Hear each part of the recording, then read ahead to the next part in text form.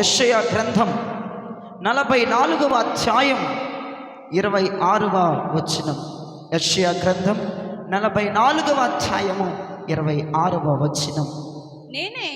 నేనే నా సేవకుని మాట రూఢిపరచువాడను నా దూతల యొక్క ఆలోచన నెరవేర్చువాడను. యేసయ్యకు స్తోత్రం చెప్పండి. పరిశుద్ధాత్మ దేవుడు మాట్లాడుతున్న మాట చూడండి. నేనే నా సేవకుని మాట రూఢిపరుస్తాను, నా దూతల యొక్క ఆలోచన నెరవేరుస్తాను. దూతలంటే ఎవరు? సేవకులే. దూతలంటే సేవకులు, ఇంకొకరు కాదు, దేవదూతలు కాదు, సేవకులు. నా సేవకుడి యొక్క మాటను రూఢిపరుస్తాను, నా సేవకుడి యొక్క ఆలోచన నెరవేరుస్తాను. దేవునికి స్తోత్రం. ఇందుకు ధ్యానం చేస్తున్నప్పుడు పరిశుద్ధాత్మ దేవుడు నాతో ఈ రకంగా మాట్లాడడం ప్రారంభించాడు. దైవ జనం నుంచి వస్తున్నటువంటి ప్రతి మాట దేవుడు రూఢిపరుస్తాను అని మాట్లాడుతున్నాడు. అది ఏదైనప్పటికీ, అది ఏ మాట అయినప్పటికీ కూడా దేవుడు రూఢిపరుస్తున్నానని మాట్లాడుతున్నాడు. అంతేకాదు, దైవ జనుడి యొక్క ఆలోచన దేవుడు నెరవేరుస్తాడంట. బైబిల్ గ్రంథంలో కొంతమంది సేవకుల్ని మనము చదువుకుందాం. చూడండి, మొదటి రాజుల గ్రంథం 17వ అధ్యాయం 1వ వచనాన్ని మీరు తెరవండి. మొదటి రాజుల గ్రంథం 17వ అధ్యాయం 1వ వచనం.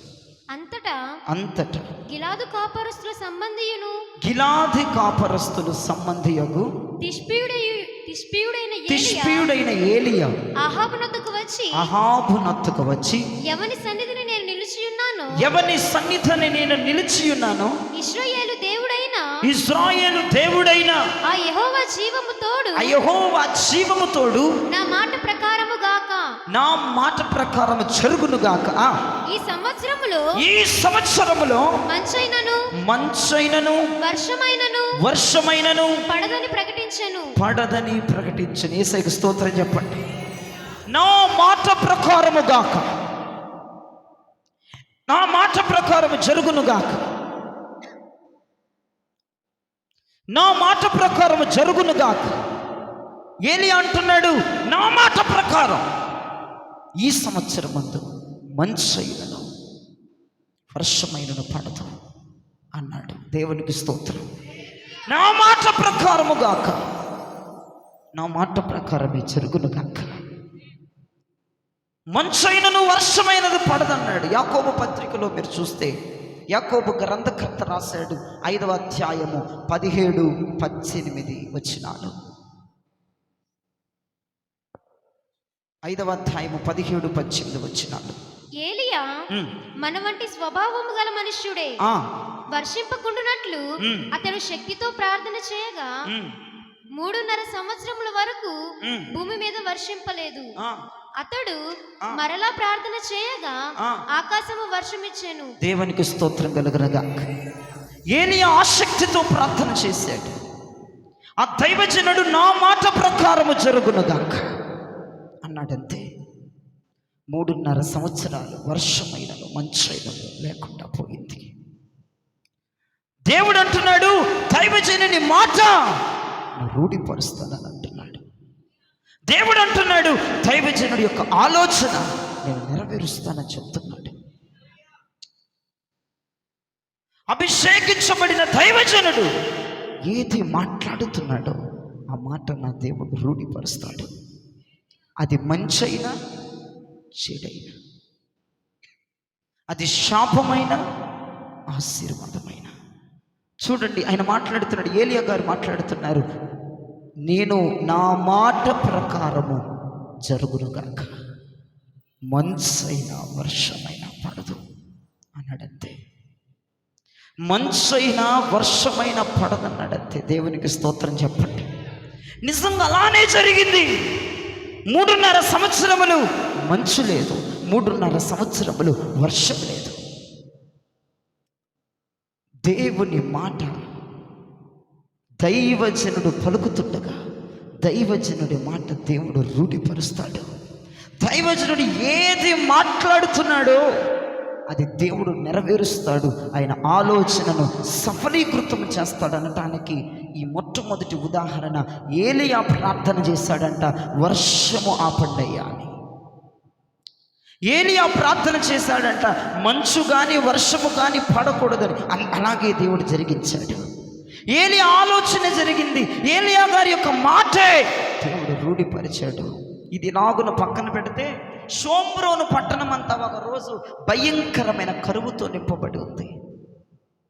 షోమ్రోను పట్టణం అంతా ఒక రోజు భయంకరమైన కరువుతో నింపబడి ఉంది. ఆ రోజుల్లో తల్లులు పిల్లల్ని వండుకొని తినే రోజులవి. షోమ్రోను పట్టణం అంతా భయంకరమైన కరువుతో నింపబడి ఉంటే ఒక ప్రవక్తని దేవుడు పంపించాడు అక్కడికి. రాజుతో మాట్లాడుతున్నాడు ప్రవక్త, రాజా రేపు ఈ వేళకు ఇదే సమయానికి ₹1 రెండు మానికల యవల పిండి, ₹1 సన్నని పిండి, ఒక యవల సన్నని పిండి ఈ పట్టణంలో అమ్మబడుతుంది అని చెప్పాడు. దేవునికి స్తోత్రం. తక్కువ రేటుకి అమ్మబడుతుంది అని చెప్పాడు. ఆ ఏ రోజులవి? కరువు రోజులు. ఒక పావల పెట్టిన ₹1 పెట్టిన ఏది దొరకని రోజులు ఆ రోజులు. ఆ కరువు రోజుల్లో దేవుడు ఆ షోమ్రోను పట్టణానికి ఒక ప్రవక్తని, ఒక దైవజనుడిని పంపించి మాట్లాడాడు, రాజుతో మాట్లాడాడు. రాజా రేపు ఈ వేళకి ₹1 పెడితే రెండు మానికల యవల పిండి, ₹1 పెడితే ఒక్క మానిక సన్నని పిండి అమ్మబడుతుంది ఈ పట్టణంలో అన్నాడు. అంతే. దేవునికి స్తోత్రం. ఆశ్చర్యపోయారు అక్కడ ఉన్న వాళ్ళు. ఇదేంటి ఇంత కరువు, భయంకరమైన కరువు పట్టణం మీదకి వచ్చేసింది, తల్లులు పిల్లలు వండుకొని తింటున్నారు, ఇదేంటి ఎట్లా మాట్లాడుతున్నారు అని అనుకుని ఉండొచ్చు. కానీ దైవజనుని మాట దేవుడు అక్కడ నెరవేర్చాడు.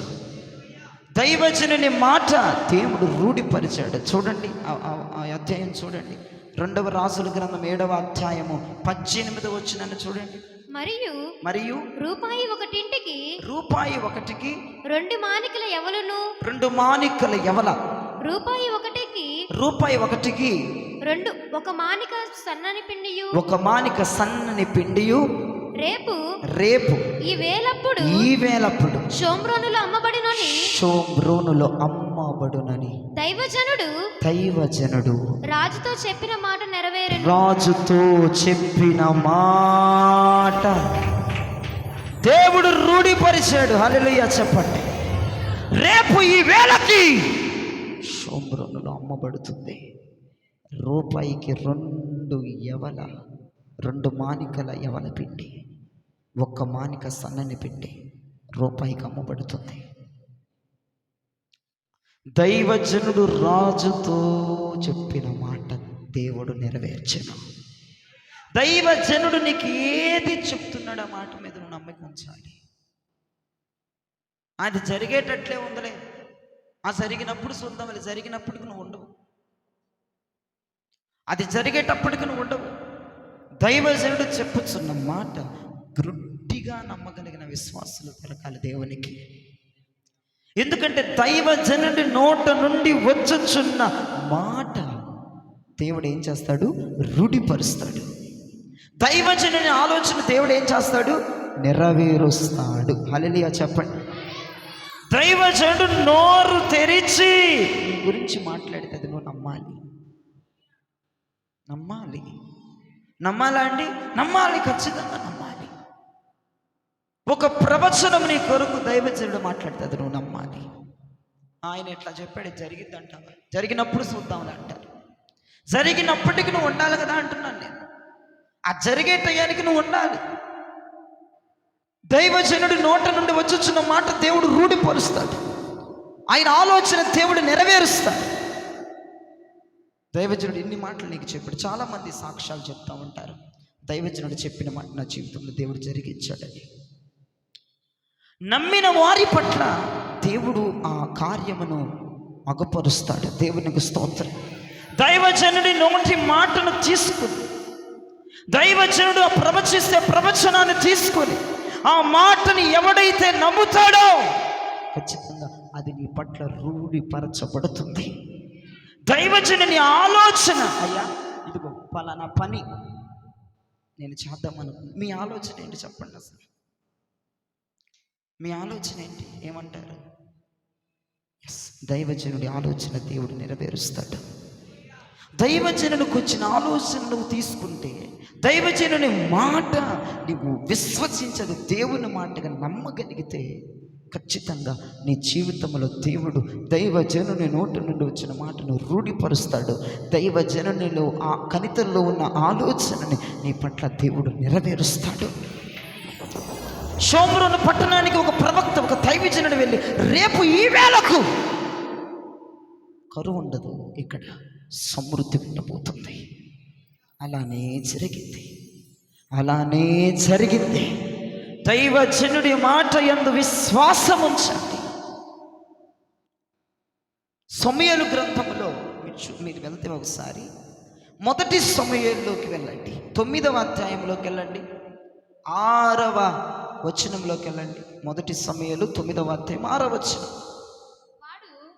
ఇదిగో ఈ పట్టణములో దైవజనుడు ఒకడున్నాడు. ఈ పట్టణములో ఒక దైవజనుడు ఉన్నాడు, అతడు బహుకనుడు.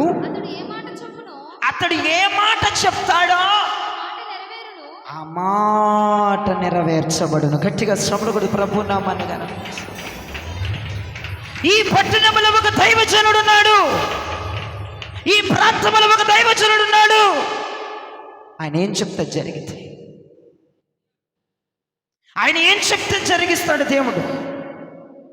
ఆయన చెప్పిన దాని మీద నీ మనస్సును ఉంచాలి, ఆయన చెప్పిన మాట మీద విశ్వాసం ఉంచాలి, ఆయన చెప్పిన మాట మీద నువ్వు ఆతృతగా ఎదురు చూడాలి.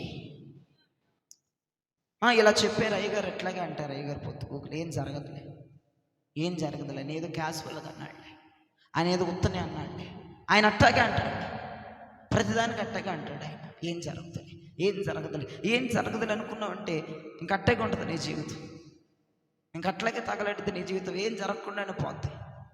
దైవజనుడి నోటి మాట వ్యర్థమైపోతామంట. దేవుడు రూఢిపరచడు. ఏ విశ్వాసి అయితే, ఏ ఆత్మీయుడైతే దైవజనుడి నోట నుండి వచ్చే మాట విశ్వసిస్తాడో దేవుడు దానిని రూఢిపరుస్తాడు. ఏ విశ్వాసుని ఆత్మీయులైతే దైవజనుల్లో నుంచి వచ్చుచున్న ఆలోచనను తీసుకుంటారో ఆ ఆలోచన దేవుడు నెరవేరుస్తాడు. సమూయేలు ఉన్న రోజుల్లో, సమూయేలు దైవజనుడు, ఆ ప్రవక్త ఉన్న రోజుల్లో ఆ పట్టణంలో అంట ఆయన ఏది చెప్తే జరిగేదంట. ప్రజలంతా ఆసక్తిగా పరిగెత్తేవాళ్ళండి ఆయన వైపు. ప్రజలు ఆయన మాటకు చాలా శిరస్సు ఉంచేవాళ్ళు, ఆయన మాటను స్వీకరించేవాళ్ళు, ఆయన మాటను తీసుకునేవాళ్ళు, అలా ఆయన ఆలోచన తీసుకునే ముందుకు కొనసాగేవాళ్ళు. అందుకే వాళ్ళ జీవితాల్లో దైవజనుడు ఏది చెప్తే జరిగేదంట. రోజున నీ జీవితంలో ఎన్నో ఎన్నో ఎన్నో మాటలు దైవజనుడు చెప్తున్నాడు. చాలామంది జీవితాల్లో జరుగుతున్నాయి, కొంతమంది జీవితంలో జరగకపోవటానికి గల కారణం ఏంటంటే నువ్వు ఆ మాట యందు విశ్వాసము కానీ, ఆ మాట యందు నువ్వు నమ్మిక కానీ ఉంచట్లేదు. దేవుడు ఇక్కడ క్లియర్గా సెలవిస్తున్నాడు, నా దాసుడు నోటి నుంచి వచ్చే మాటని జరిగిస్తాను. మరి ఎందుకు జరగట్లేదు నీ పట్ల? నీ విశ్వాసం, నీ నమ్మకం వ్యతిరేకంగా ఉంది. చూద్దాములే అన్నామంటే కట్టగా ఉంటుంది, చూసినట్టే ఉంటుంది నీ జీవితం. దైవజనుడు చెప్పిన మాట అనుకూలమైన సమయమైన ప్రతికూలమైన సమయమైన ఎప్పుడు దైవజనుడి ఆ నోట మాట వెలువడిందో ఆ మాట మీద పూర్తిగా నమ్మకం ఉంచాలి. ఎందుకంటే యెషయా 44:26 ప్రకారం నేను నా సేవకుని నోటి మాటను రూఢిపరుస్తాను.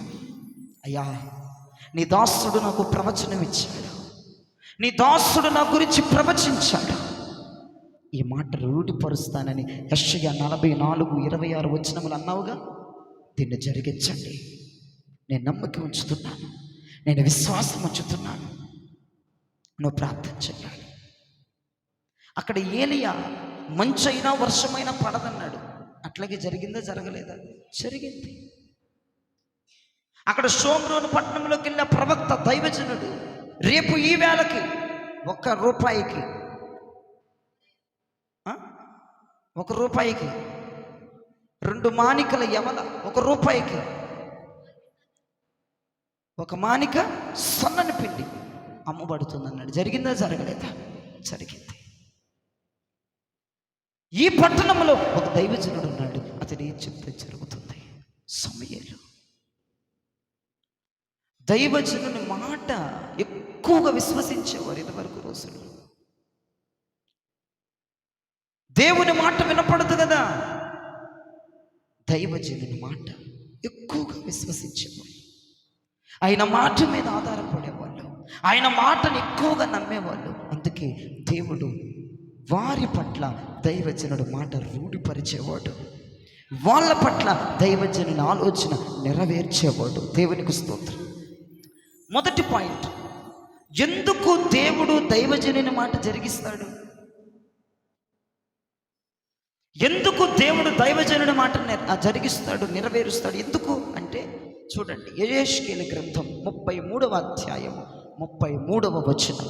యెహెజ్కేలు గ్రంథం 33వ అధ్యాయము 33వ వచనం. అయినను ఆ మాట నెరవేరును, అది నెరవేరగా ప్రవక్త యొక్కడు తమ మధ్య నుండెనని వారు తెలుసుకొందురు. యేసయ్యకు స్తోత్రం చెప్పండి. అయినా ఆ మాట నెరవేరింది. అది నెరవేరినప్పుడు ప్రవక్త వాళ్ళ మధ్యలో ఉన్నాడని వాళ్ళు తెలుసుకుంటారు. ఎందుకు దేవుడు దైవజనుడి మాట జరిగిస్తాడు? ఎందుకు దేవుడు దైవజనుడి మాటను రూఢిపరుస్తాడు? ఎందుకు దేవుడు దైవజనుని ఆలోచన నెరవేరుస్తాడంటే మా మధ్యన ప్రవక్త ఉన్నాడని వాళ్ళు అనుకోవాలంట. ఇతను ఒక ప్రవక్త, ఇతను ఒక ప్రవక్త, ఇతడు ఒక ప్రవక్త.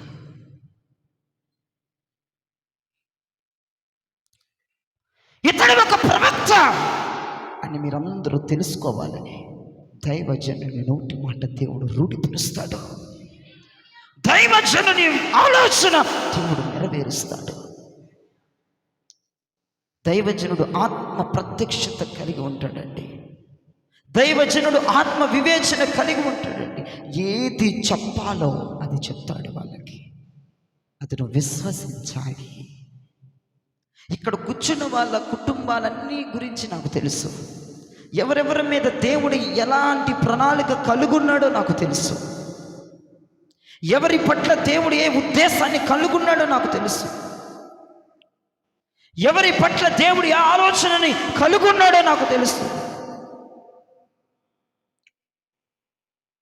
కానీ దైవజనుడు ఒక మాట పలికినప్పుడు దానిని దేవుడే రూఢిపరుస్తాడు. అవును, ఇక్కడ మనం చూస్తున్నాం. అయినను ఈ మాట జరుగును.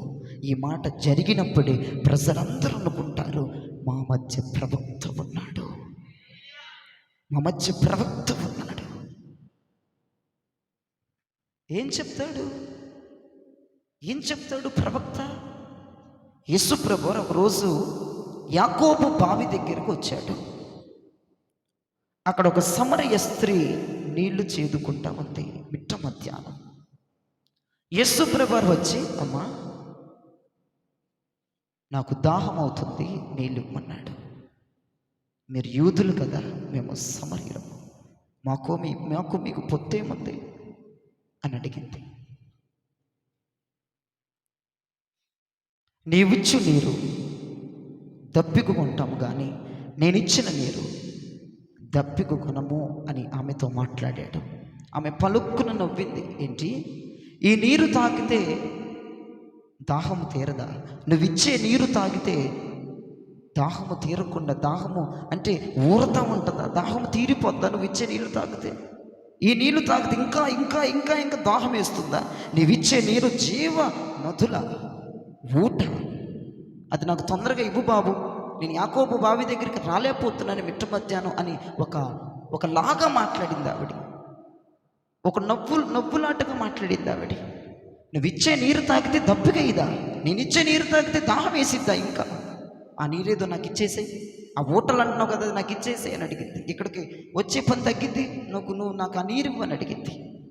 ఆయన అన్నాడు, ఆయన ఒక మాట మాట్లాడాడు. నీ భర్త లేడి అన్నాడు. నాకు భర్త లేడు అంది. నీకు 5 భర్తలు ఉన్నారు, ఇప్పుడున్నవాడు నీవాడు కాదు అని చెప్పాడు. ఆమె చేతిలో ఉన్న కుండను విడిచిపెట్టి సమరయ పట్టణానికి పరిగెత్తి నేను చేసినదంతయు నాతో చెప్పినవాడు నేను కనుగొన్నాను. నేను చేసినదంతయు నాకు చెప్పినవాడు నేను కనుగొన్నాను. ఆయన మెస్సయ్య, ఆయన ప్రవక్త. నాకు గుర్తుపట్టింది. ఏంటి ప్రవక్త? నీ పాపములను బహిర్గతం చేసేవాడు ప్రవక్త. నువ్వు చేస్తున్న అక్రమాలు నీకు చెప్పేవాడు ప్రవక్త. వాడు ప్రవక్త. అది ప్రవక్త పని. సమరయ స్త్రీ అంది, నేను చేసిన దానిని నాకు మొత్తం చెప్పిన వాడిని నేను కనుగొన్నాను. మెస్సయ్యని కనుగొన్నాను, ప్రవక్తని కనుగొన్నాను. రండి, అనేక మందిని తీసుకుని వెళ్ళింది. దేవుడు అంటున్నాడు, నా సేవకుని మాట నేను రూఢిపరుస్తున్నాను, నా సేవకుని ఆలోచన నేను నెరవేరుస్తాను. ఎందుకు? మా మధ్య ప్రవక్త ఉన్నాడు అని మీరు గ్రహించాలి. ప్రవక్త చేసే పని ఏంటంటే నీ పాపముల నుండి విడిపిస్తాడు. నీవు చేస్తున్న రహస్య పాపములను బహిర్గతం చేస్తాడు. ప్రవక్త చేసే పనిది. ఎవరు ప్రవక్త? నువ్వు కనుగొంటున్నావా? ప్రవక్త ఎవరు? ఉపదేశించేవాడు ప్రవక్త. నాకు సంఘములో ఎవరో చెప్పారు, నాకు వాళ్ళ పేరు గుర్తులేదు. 2 రోజుల ముందో లేదంటే నిన్న ఎప్పుడు మాట్లాడారు, ప్రస్తుతానికి ఇప్పుడు మాట్లాడారు. అయ్యా, ప్రతి వారం వాక్యం ప్రజలు ఏ తప్పు చేస్తున్నారో దేవుడు వదలకుండా భలే మాట్లాడుతున్నాడు. అయ్యా, ఎంత రహస్యంగా పాపం చేసినా దొరకకుండా మేము ఏది చేసినా దేవుడు మాట్లాడేస్తున్నాడు. ఆయన ఎవరు నాతో అన్నారా మాట? ఏదైనా సరే లోతులోకి వెళ్ళి దేవుడు మాట్లాడుతున్నాడంట. మూలలకు వెళ్ళి దేవుడు మాట్లాడుతూనే ఉన్నాడంట. ఇది ఎవరికి తెలియదు అనుకుంటామంట, కానీ దేవుడు ఈ వారం వచ్చేటప్పటికి ఆ తప్పెత్తి పట్టి మాట్లాడుతున్నాడంట. మన సంఘంలో ఎవరో చెప్పారు, ప్రతి వారం దేవుడు ఎత్తని తప్పంటూ లేదు, గద్దించని విధానం అంటూ లేదు. అన్ని పాపం నిమిత్తం దేవుడు గద్దిస్తూనే ఉన్నాడు. నువ్వేది చేసినా దేవుడు గద్దిస్తూ ఉన్నాడు. అదేంటో తెలుసా? ప్రవక్త మాత్రమే దానిని గ్రహించగలడు. ప్రవక్త మాత్రమే దాన్ని గ్రహించగలడు. నీ పాపమును బహిర్గతము చేసి నీకు మారు మనసుని ఇవ్వగలిగిన కృప ప్రవక్తలో ఇమిడి ఉంటుందని ప్రభు మాట్లాడుతున్నాడు. ప్రవక్త మీరు గ్రహించాలంట, ఇతను ప్రవక్త, ఇతడు నేను చేసిన దానిని నాకు చెప్తున్నాడు, ఇతను ప్రవక్త. నేను చేసిన పాపము ఇదిగో వాక్యములో బోధిస్తున్నాడు, ఇతను ఒక ప్రవక్త. యేసయ్యకి స్తోత్రం చెప్పండి. ఎందుకు దేవుడు దైవజనుని మాటలను రూఢిపరుస్తాడు? ఎందుకు దేవుడు దైవజనుని ఆలోచన నెరవేరుస్తాడంటే మా మధ్య ఒక ప్రవక్త ఉన్నాడని మీరు తెలుసుకోవాలి. రెండవదిగా మీకు నేను చెప్పాను ఒకసారి, దేవుని మాటలు ఎవరి నోట్లో ఉంటాయి? ఇర్మియా గ్రంథం తీయండి ఒకసారి, 1వ అధ్యాయము 9వ వచనాన్ని తీయండి. ఇర్మియా గ్రంథం 1వ అధ్యాయము 9వ వచనం. అప్పుడు యెహోవా చెయ్యి చాపి నా నోరు ముట్టి ఇలాగున సెలవిచ్చాడు, ఇదిగో నేను నీ నోట. చాలండి. ఇర్మియా వద్దకు వెళ్ళి దేవుడు మాట్లాడుతున్నాడు, ఇర్మియా నీ నోటిలో నా మాటలు ఉంచాను. ఎవరి నోట్లో ఉంచుతాడు దేవుడి మాటలు? దైవజనుడి నోట. అందరి నోట ఉండదు తల్లి, అందరి నోట దేవుని మాటలు ఉండవు. ఒక్క దైవజనుని నోట మాత్రమే ఆయన మాటలు ఉంటాయి. నీ కుటుంబము గురించి ఏం మాట్లాడాలో ఎక్కడ దొరుకుతుంది? ఆ మాటలు దైవజనుడి నోట్లో దొరుకుతాయి. నీ కుటుంబాన్ని ఆశీర్వదించే మాటలు ఎవరి నోట్లో పెడతాడు దేవుడు? దైవజనుని నోటిలో ఉంచుతాడు. నీ కుటుంబానికి, లేదంటే నీ ఆత్మీయ జీవితానికి, నీ వ్యక్తిగత జీవితానికి అవసరమయ్యేటువంటి మాటలు దేవుడు ఎవరి నోట ఉంచుతాడు? దైవజనుని నోట దేవుడు ఉంచుతాడు. ఎవరి నోట్లో ఉండవేక. ఇప్పుడు ఎటువంటి దైవజనుడి నోట్లో ఉంచుతాడు? అనేది మనకు కావాలి. ఎటువంటి దైవజనుని నోటిలో దేవుని మాటలు ఉంటాయి? ఇప్పుడు కుప్పలు తప్పగా ఉన్నారు, ప్రపంచమంతా దైవజనులేనండి. 10 చదువుతున్నారు, 10 చదివి ట్రైనింగ్లకు వెళ్ళిపోతున్నారు, నేర్చుకున్నారు, వచ్చేస్తున్నారు, బోధ చెప్పేస్తున్నారు. 12 సంవత్సరాల పిల్లడు కూడా చెప్తున్నాడు బోధలు ఈ రోజుల్లో. ఎవరి నోట్లో దేవుడు మాటలు ఉంటాయి అంటే దైవజనుని నోటి మాటలు ఉంటాయి అని చెప్పుకున్నాం. అందరిలో ఉండవు, మళ్ళీ అందరి దైవజనుల నోట్లో ఉండవు. ఎవరి నోట?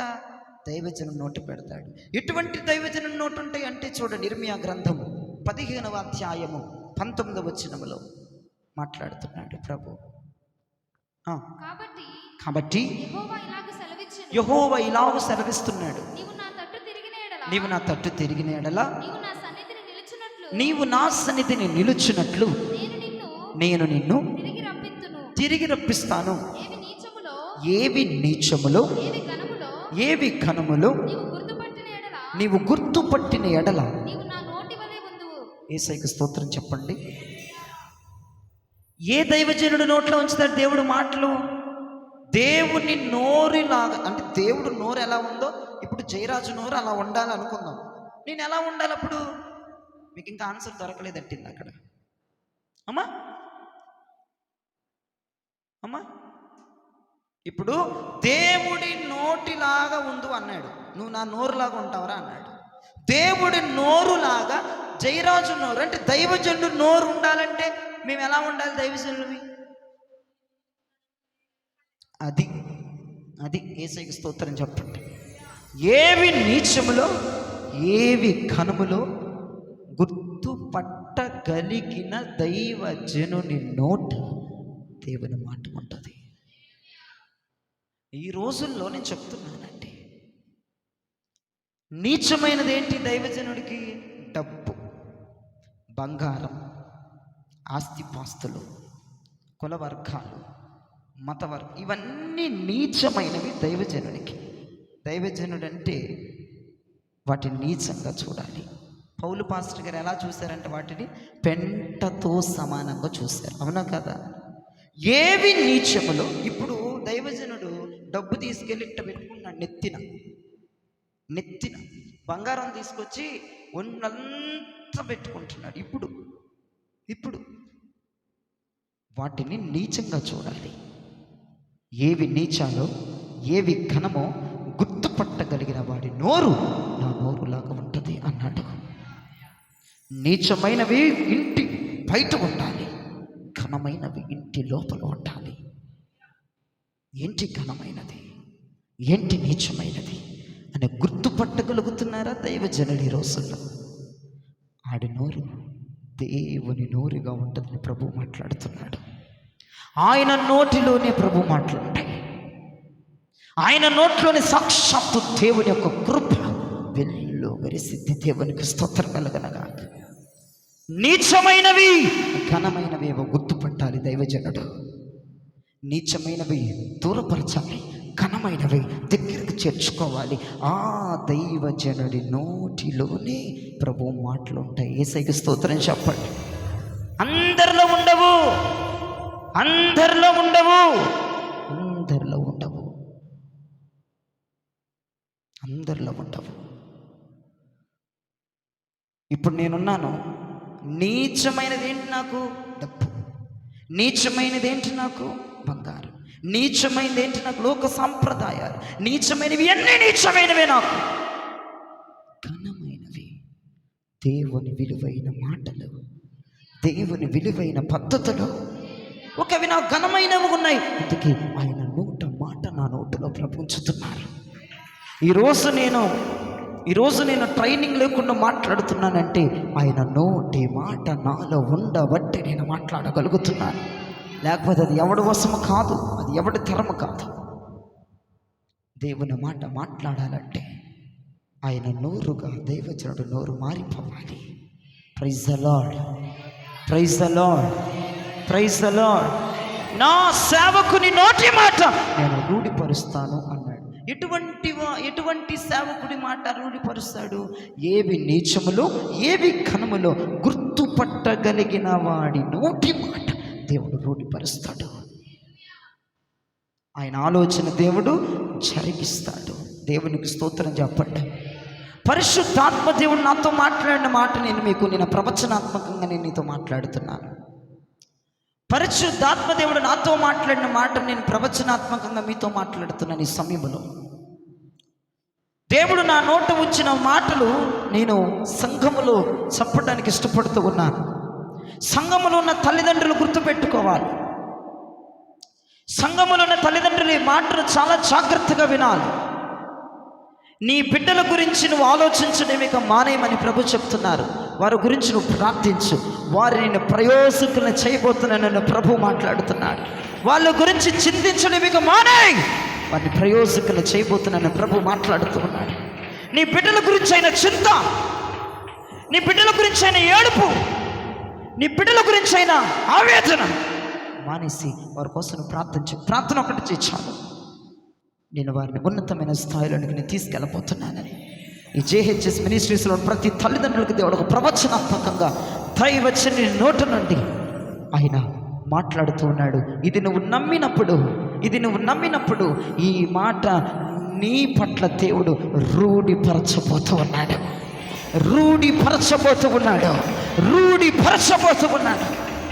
Praise the Lord. God bless you. కూర్చోండి. ఖచ్చితంగా మినిస్ట్రీలో మన సంఘములకు వస్తున్న ప్రతి తల్లిదండ్రులు నీ బిడ్డల గురించి చింతను మీరు తీసేసుకోండి. వేదన మీరు తొలగించుకోండి. ఏమవుతుందో ఆలోచన మానే. ప్రార్థన ఒక్కటి చేయి చాలు. నీ బిడ్డల్ని ప్రయోజకులుగా చేయ బాధ్యత ఆయనది. ఈ మాట ప్రభు చెప్పమని చెప్పాడు. రెండవ మాట, యావత్ ప్రపంచం ఎటువంటి పరిచర్య జరగబోతుందో ప్రభు మాట్లాడాడు. ఎటువంటి పరిచర్య జరగబోతుందంటే అని ఊది పడేసే పరిచర్య కాదు జరిగేది. తక్షణంగా వాంతులు గక్కే పరిచర్య కాదు జరిగేది.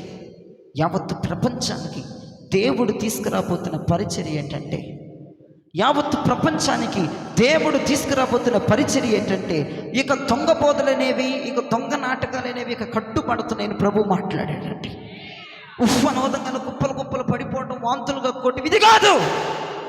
గుండెల పాదుకొని కన్నీరు కార్చి పవిత్రమైన హృదయాలతో దేవుని వైపు తిరిగే పరిచర్య మన భారతదేశంలో దేవుడు జరిగించబోతున్నాడు. గుండెలను బాదుకొని ప్రజల గొంకాలు పెట్టి దేవుని వైపు తిరిగే రోజులు రాబోతున్నాయి. వారి హృదయములను చింపుకొని దేవుని వైపు తిరగబోతున్నారని దేవుడు ప్రదర్శనాత్మకముగా నాతో మాట్లాడిన మాట దేవుడు రూఢిపరుస్తాడు. ఇది రికార్డుగా ఉంటుంది, ఇది యూట్యూబ్లో ఉంటుంది. మీరు గమనించాలి. ఎప్పటికైనా మీరు గమనించాలి. మీ కళ్ళ ముందు ఈ పరిచర్యలు జరగాలి. ఈ పరిచర్యలు జరుగుతాయి ప్రపంచవ్యాప్తంగా. దేవుడు ప్రతి దొంగ బోధల్ని కట్టివేసి, ప్రతి అపవిత్ర బోధలను ఆపివేసి, గుండెలను పాదుకొని కన్నీరు విడిచే పరిచర్యలు ప్రపంచవ్యాప్తంగా దేవుడు తీసుకురాబోతున్నాడు. నేను ప్రార్థన చేస్తున్నాడు. పరిశుద్ధాత్మ నాతో మాట్లాడిన మాటలు దేవుడు అటువంటి పరిచర్యలు భూమి మీదకి దేవుడు అనుమతించబోతున్నాడు, ఆహ్వానించబోతున్నాడు. ఈ మాట దేవుడు రూఢిపరచబోతున్నాడు. ఈ ఆలోచన దేవుడు నెరవేర్చబోతూ ఉన్నాడు. ఒకటి, నీ పిల్లల విషయంలో నువ్వు నిస్సందేహంగా ఉండొద్దు, చక్కగా ఉండవు. వారి కోసం ప్రార్థన ఒక్కటి చేయించాలి. వారు ఏమైపోతారన్న భయం తీసేసాయి. ప్రయోజకులను చేస్తాడంట దేవుడు. ఈ మాటను దేవుడు రూఢిపరుస్తాడు. ఎప్పుడు? నువ్వు నమ్మినప్పుడు. నువ్వు నమ్మాలి యేసునామములో ఈ మాటని. అదే రీతిగా ప్రపంచ దేశములన్నిట్లోనండి ఇక ఊదే బోధలు, ఇక ఊదే పరిచర్యలు, కక్కిచ్చే పరిచర్యలు ఉండవంటి. దేవుడు తనదైన పరిచర్యను దేవుడు తీసుకురాబోతున్నాడు. అది రావాలని నేను చాలా నెలలుగా ప్రార్థన చేస్తున్నాను. ప్రపంచవ్యాప్తంగా ప్రజలు ఏం చేయాలంటే గుండెలు బాదుకుని ఆడవాలి. ఎందుకు ఏడవాలంటే నన్ను అడగని చెప్తాను. ఎందుకు ఏడవాలంటే వారి పాపములను బయలుపరిచే ప్రవక్త ప్రవక్తలు దేవుడు ప్రపంచంలోనికి తీసుకొస్తాను అని పరిశుద్ధాత్ముడు మాట్లాడాడు. ఎవరు ప్రవక్త అంటే ఎవరు? పాపములను బహిర్గతం చేసేవాడు, బహిరంగంగా బయటికి మాట్లాడేవాడు ప్రవక్త. దేవుడు దైవజనుడితోనే మాట్లాడతాడు. మీకే మాట కావాలని ఎక్కడ దొరికిద్ది? దైవజనుడిలోనే దొరికిద్ది. డైరెక్టర్గా మీతో మాట్లాడక వచ్చేసి అమ్మా నా ప్రియ కుమార్తె అని పిలుస్తాడు ఆయన. అట్లా జరగదుగా. నీకేది కావాలన్నా, నీ పిల్లలకి ఏది కావాలన్నా, నీ భర్తకి ఏది కావాలన్నా, నీకు ఏది కావాలన్నా, ఆత్మీయంగా భౌగోళికంగా ఏ మాట కావాలన్నా దైవజనుడు నోటే ఉంటుంది. జ్ఞాపకం చేసుకోండి. ఆయన చెప్పిన మాటే వేదం. పట్టుకొని వెళ్ళాలి. దేవుడు జరిగిస్తాడు. అపనమ్మకం అపోహలుంటే జరగదు. అది ఇక జరిగినట్టే అన్నామంటే ఇక అయిపోయింది నీసి. సమూయేలు ఉన్న దినాల్లోనంట దేవుడు సమూయేలు గారు ఏది చెప్తే చేసేవాడంట.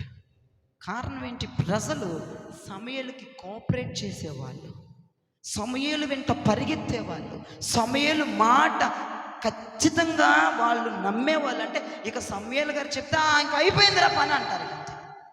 ఎవరు చెప్పారు నీకు ఇది జరుగుతుందని? సమూయేలు గారండి. అయితే జరిగిపోద్ది పోరా, దేవునికి స్తోత్రం, అదే జరిగిపోద్ది. చూడ అంత నమ్మకం ఆ దైవజనుడి మీద, మాట మీద వాళ్ళు ఉంచేవాళ్ళు. అందుకే ఆయన ఏది చెప్తే జరిగేది, ఆయన ఏ ఆలోచన చెప్తే ఆలోచన జరిగేది. దేవునికి స్తోత్రం. అందుకే సమూయేలు అంటే కుప్పలు తెప్పలు జనం పడిపోయి వెళ్ళిపోయేవాళ్ళు. ఎందుకు? దేవుడు దైవజనుడి మాట నెరవేరుస్తాడు. ఎందుకు దైవజనుడి యొక్క మాట దేవుడు రూఢిపరుస్తాడంటే మా మధ్య ఒక ప్రవక్త ఉన్నాడని మీరు తెలుసుకోవాలి. రెండవది, దైవజనుడి నోటిలో ఎవరి మాటలు ఉంటాయి? దేవుని మాటలు ఉంటాయి. ఎటువంటి దైవజనుడి నోట్లో ఉంటాయి? నీచమైనవేవో, ఘనమైనవేవో గుర్తుపట్టగలిగే దైవజనుని నోటే ఆ సంపద దొరికింది మనకి. ఇంకెవ్వళ్ళో దొరకదు, ఎవ్వళ్ళో దొరకదు. బిలాము లాంటి వాళ్ళు బయలుదేరుతూ ఉంటారు. దేశమంతా బయలుదేరుతున్నారు వాళ్ళే. బిలాము ఆడికి ఇష్టమైంది మాట్లాడుకుంటాడు అనమాట. ఇక దేవుడు చెప్పనక్కర్లేదు, వాడికి ఇష్టమైన ప్రవచనాలు పలుకుతూ ఉంటాడు, ఆడికి ఇష్టమైన రీతిగా చేస్తూ ఉంటాడు. దేవుడు అది జరిగించడండి. దేవుడు అంటున్నాడు, బిలామా వారు ఆశీర్వదించబడిన ప్రజలు, లేవంటానికి వీల్లేదు. దేవునికి స్తోత్రం. ఆశీర్వదించబడిన వాళ్ళు నువ్వు శపించినది వాళ్ళకి జరగదు అన్నాడు దేవుడు. దేవునికి స్తోత్రం చెప్పండి. కొంతమంది బయలుదేరట వాళ్ళకి ఇష్టం వచ్చినట్టుగా మాట్లాడుతూ ఉంటారు, వాళ్ళకి ఇష్టం వచ్చినట్టుగా దేవుడు చెప్పకపోయినా ఆయన చెప్పాడని చెప్తూ ఉంటారు. అవి కాదు, నువ్వు గ్రహించాలి. సమరయ స్త్రీ గ్రహించింది, నేను ఏది చేశానో నాకు ఉన్నది ఉన్నట్టుగా చెప్పిన వాడిని నేను కనుగొన్నాను. వాళ్ళని నువ్వు కనుగొనాలి ఈ రోజుల్లో. అర్థమవుతుందా? పిచ్చ పిచ్చ పిచ్చ పిచ్చ మాటలన్నీ, పిచ్చ పిచ్చ బోధలన్నీ గుడ్డెత్తు సేలో పడ్డట్టుగా ఎగరకూడదు, పోతావు నరకానికి. దైవజనుడు పలుకుతున్న ప్రతి మాట, నీ ఇంట్లో బియ్యం లేవని చెప్పాడు అనుకో, అమ్మ నిజంగా లేవు, ఈయన ప్రవక్త అంటావా? దయ్యమా ఆడ ప్రవక్త? నీ ఇంట్లో బియ్యం లేదని చెప్పినాడు ప్రవక్త? ఇంత చండాలమైన మాటలేంటి?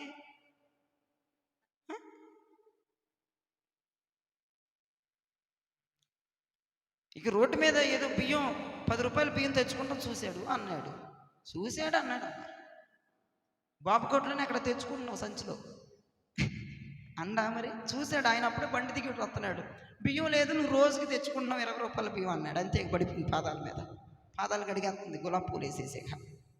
నా ప్రవక్త అని అక్కడ చూశాడు. సామ్యాలు కొట్టు దగ్గర, బాబు కొట్టు దగ్గర నిన్ను కార్లు ఎట్ట దిగి ఎటు వచ్చినప్పుడు దానికే పడిపోతున్నారు జనాలు. ఈరోజు చూశానండి, బిలాము వంటి మాటలవి, అది పనికిరాని మాటలవి. ఏం మాటలవి? ఇట్లాంటి మాటలన్నీ చెప్తారనమాట. నీకు అది లేదు, నీకు ఇది లేదు. అది కాదు, సమరయ స్త్రీ ప్రవక్త అని ఎవరినందంటే, నేను చేసినదంతా నాకు చెప్పినోండి నేను కనుగొన్నాను.